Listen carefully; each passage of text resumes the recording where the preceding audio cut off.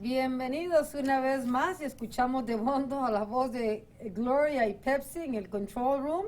Y estoy aquí con Jeffrey, súper emocionada. Jeffrey del Romero, periodista. Este es un hombre tiene una gran trayectoria periodística en todos los medios de comunicación, habidos y por haber. La semana pasada yo me fui a Jersey, hablé con Alex del Romero, su hijo santo. Sí, usted tiene que conocer a mi papá. Tienen que conocer a mi papá porque este señor es un señor devoto al periodismo. Y dicho y hecho nos conectamos y aquí estamos los dos haciendo televisión. Que espero que nos salga bien, ¿verdad? Seguro que sí. Yo voy a hacer aquí toda mi fuercita. Yo sé que usted es periodista y tiene muchísimos años de experiencia, pero bueno, de eso se trata, ¿sí o no? Bueno, pues muchas gracias, sí, muchas gracias a todos los televidentes que ahora nos hacen el honor de permitirnos llegar a sus hogares, sitios de trabajo donde usted nos dé ese honor de llegar. Gracias, sí. Tremendo show y tremenda profesional. Ya hemos visto fuera de cámaras ¿Cómo está todo la lo cosa? que haces. Sí, pues todo lo que hay que hacer aquí, que hagamos esto, que filme aquí, que la cámara, que la luz, que dónde está el tape y el DVD, que por qué la cámara mira acá para acá, que por qué la luz no sale para allá. O sea, esto realmente tiene su vaina. Y es muy en serio, tiene su vaina y no es así nomás. Sí, señora, tú lo has dicho y generalmente para poder presentar algo que sea del agrado de los televidentes, hay que traer algo con energía, con directriz, con autoridad. Y eso es lo que haces tú, mi querida. Y es lo que Sisi. estamos haciendo. Jeffrey del Entonces, Romero, ahora, periodista, no terminé de presentar, es que estamos tan excitados los dos. Periodista, copresentador, Tricolor Radio News Network, News Director, o sea, años de años en esto está. ¿cómo usted. no? Ya casi 5 décadas. Ya casi 5 décadas, es mucho. ¿No está cansado? ¿No se cansa? No. Pareciera que no. El periodismo y las comunicaciones es una de las partes vitales, fundamentales, para poder tener subsistencia en la sangre y en el cerebro y poder desarrollar día a día. Qué bueno. Y me encanta sobre todo ahora estar contigo de presentadores, Sí, señor. porque aprendo también de ti. Yo tengo que aprender de usted, tengo mucho que aprender todavía. Aquí estamos los dos tirando flores el uno y el otro. Y mientras tanto, nuestros invitados están pensando, bueno, ¿y ahora qué vamos? ¿Qué estamos haciendo aquí? Sentados viendo, escuchando, ¿cómo que se puede decir? Halagos, ¿cómo se dice en inglés? Compliments. Halagos, Yeah, no halagos. compliments. Compliments, halagos. Bueno, por favor, presentemos a nuestros invitados especiales. Héctor Walter Navarro, investigador de sectas destructivas, religiosas y no religiosas. Hago la corrección, ¿verdad? Porque la primera vez que entramos, ahí usted me hizo una corrección y está perfecta. Y la señora Doris Bohorquez, víctima de ¿cómo no? sectas y cultos destructivos. Muchísimas gracias por sacar el rato. Tenemos mucho gusto. mucho de qué hablar y por dónde empezamos. A ver. Pues bien, ya como tú lo mencionaste, el abogado Héctor Walter Navarro es argentino, especializado como investigador, amigos televidentes, investigador de cultos dañinos, aquellos sectas religiosas que se constituyen en cultos, que se constituyen en sectas dañinas, que empezando que los Estados Unidos, Sisi, y nuestros invitados, a razón de la soledad y de muchos otros aspectos, constituyen que las personas busquen un refugio espiritual, sentimental. Entonces caen en manos de sectas que los convierten en prácticamente en parásitos porque les manejan el cerebro. Pero qué es mejor que Héctor Walter Navarro nos diga brevemente cómo se convierte usted en investigador de cultos, a qué niveles de la justicia eleva usted estas quejas y qué éxito ha tenido hasta el momento. Sí, en realidad, inicialmente, usted me había calificado como cazador de sectas, ¿no? No lo soy, al contrario. Le falta la escopeta. En realidad, durante la dictadura militar de Argentina, yo defendí a grupos religiosos que habían sido prohibidos en Argentina por esa dictadura. Debido a eso, cuando se dio el caso de los Niños de Dios con 300 ciudadanos norteamericanos detenidos, por los graves hechos cometidos en todo el mundo, prostituían niños, entregaban y vendían niños con esa finalidad. Quisieron los jueces que no fuera un inquisidor, ni un perseguidor, ni alguien contrario de la libertad de culto, sino alguien que la hubiera defendido. Por eso me nombraron como perito judicial en sectas y pseudociencias. Tuve en ese caso que estudiar una habitación entera llena de libros que me dejaron pasmado. En ese momento yo tenía mi hija de poca edad, y ver fotografiados niños que eran abusados sexualmente fue algo que me dejó pasmado. Hablemos de algo, Héctor. Últimamente se han desarrollado muchas iglesias que a la postre se han constituido en sectas destructivas por sí, porque el manipular mentalmente una persona, eso constituye una secta y es dañina. ¿Cuál es la experiencia que tú les puedes decir a los televidentes que en este momento has encontrado y has denunciado? Bueno, inicialmente hasta tenía la idea de que peritos en secta había en todos los países, y me he encontrado con la sorpresa de pronto que he tenido que viajar a México 2 veces, a Colombia 2 veces, a Brasil, a Chile varias veces, a Uruguay y ahora a Estados Unidos, porque desgraciadamente no es un problema que haya calado hondo dentro de la población como para que haya interés. O tal vez no es algo que sea tan productivo económicamente, y entonces no hay muchos abogados que se interesen en el caso. A mí me llamó mucho la atención cuando estaba investigando, porque el sábado Jeffrey y yo tuvimos una conexión bien bonita cuando estuvimos hablando en la radio suya. Excelente. Y empezamos ahí con la química y con toda la cuestión. Y dice, no, sí, este invitado es un señor que usted tiene que conocer. Es una persona que sabe lo que está haciendo, que está metido pero de adentro, en lo que está viviendo. Y curiosamente uno no ve personas como usted todos los días. Es la primera vez en mi vida, que tampoco soy una chiquita que nació ayer, pero es la primera vez en mi vida que yo conozco un abogado que haga eso. Sí, desgraciadamente, y es lo que estoy tratando de que los abogados, pero toda la población tome conciencia. Porque habías dicho muy bien, Jeffrey, recién, estas sectas, en concreto, por ejemplo, he venido por varias sectas coreanas. En este momento en Corea hay más de 70 tipos que dicen ser Cristo reencarnado. Qué cosa más terrible. Se valen de un versículo del Apocalipsis que dice que habrá un relámpago en Oriente. Pero Oriente es China, Japón, Corea, la India. ¿Por qué tienen que ser de Corea todos? Y cada uno pelea para ver qué es el verdadero. Sabemos todos, es muy conocido el caso de la secta Moon, que ya murió Moon. Pero ha salido como de un hormiguero la cantidad que salen reivindicando ser Cristo. Valga la pena hacer una alusión, sí, que yo fui periodista, columnista de Noticias del Mundo, un periódico regentado por el reverendo Moon. Esta fue una secta que su principal objetivo era casar los matrimonios masivos.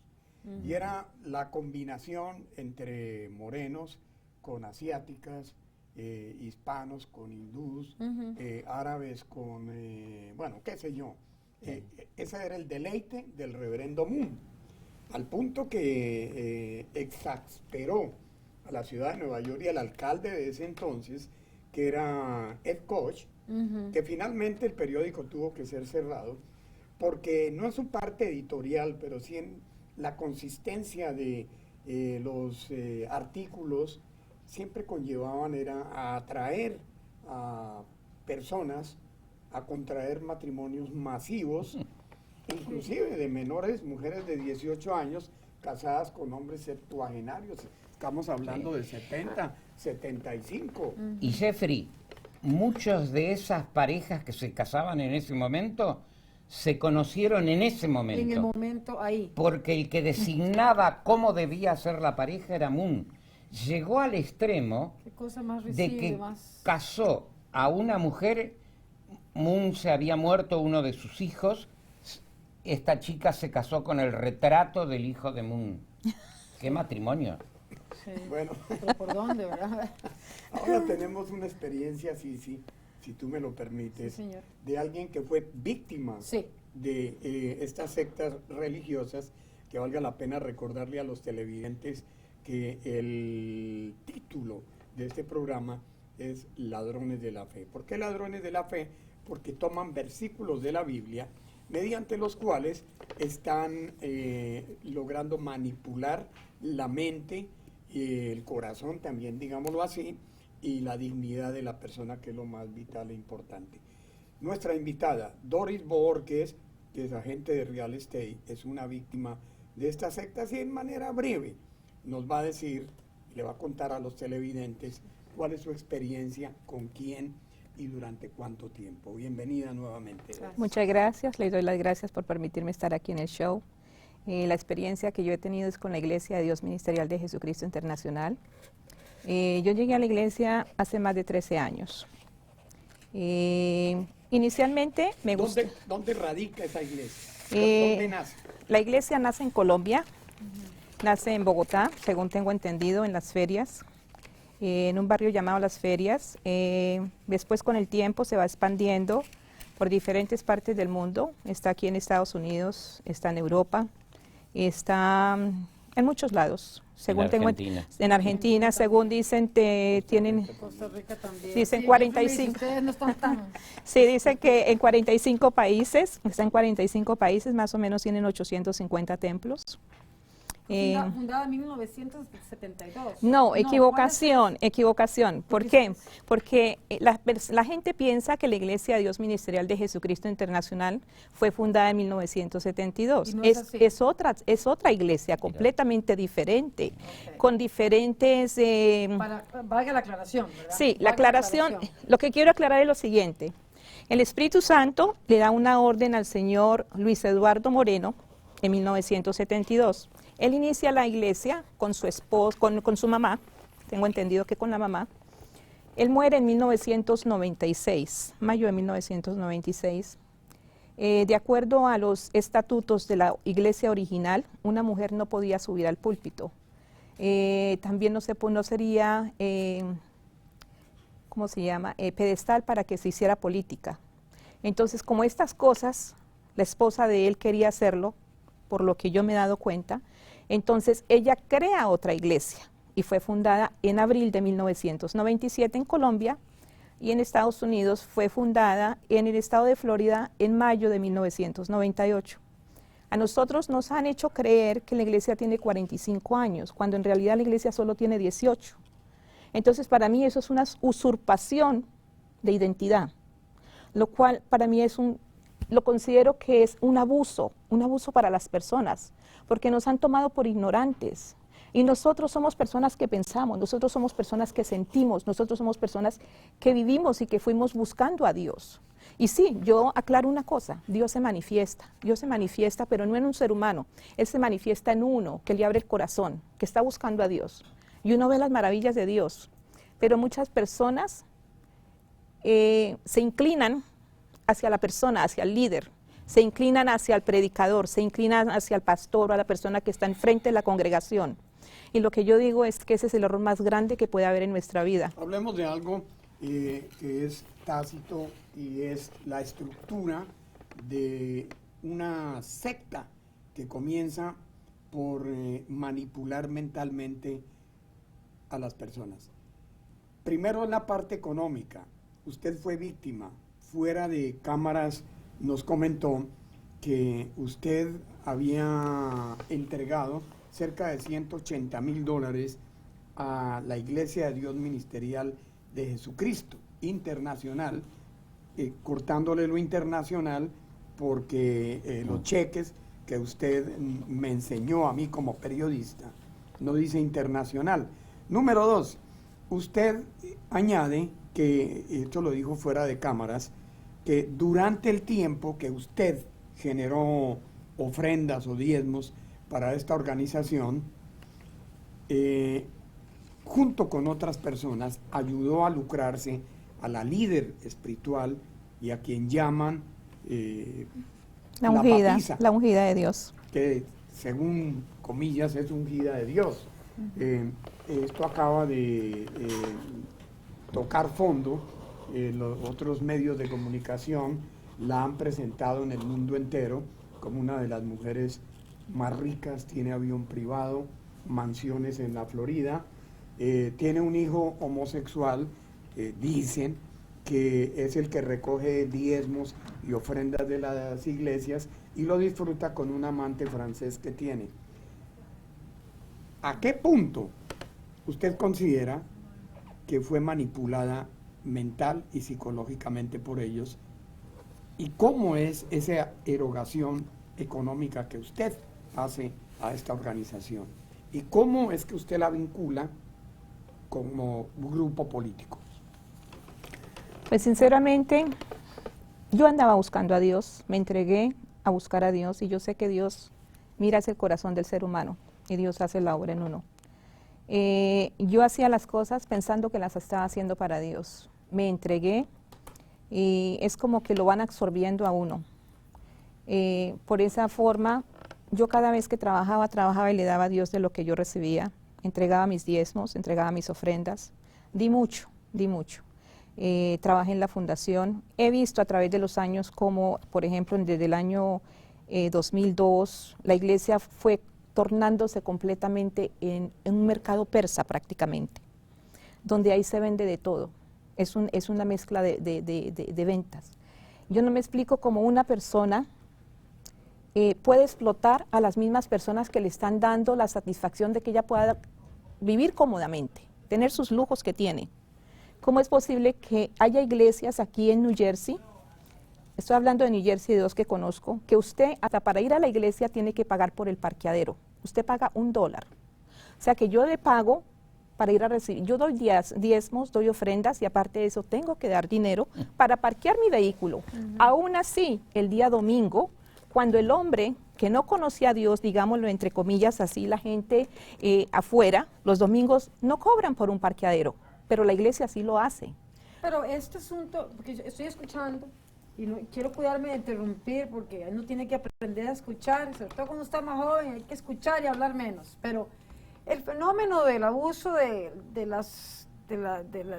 ni quiero hablar de la religión católica, del poder, el poder es sujeto a la corrupción.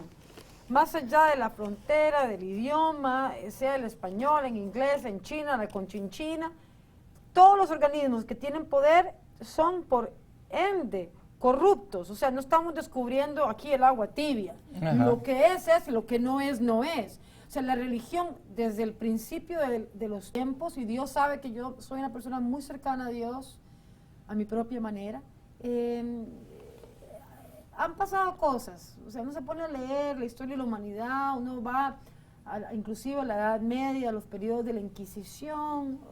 Ha sido todo un problema entre el Estado, la Iglesia, el poder, el dinero, las sectas. O sea, esto es algo que ha pasado desde el principio de los tiempos. O sea, esto no es algo nuevo. No. ¿O me equivoco, señor? No, por supuesto que no. Entonces, si uno quiere llegar a la raíz del problema, más allá, en lo personal, a mí como persona, o sea, estoy interesada en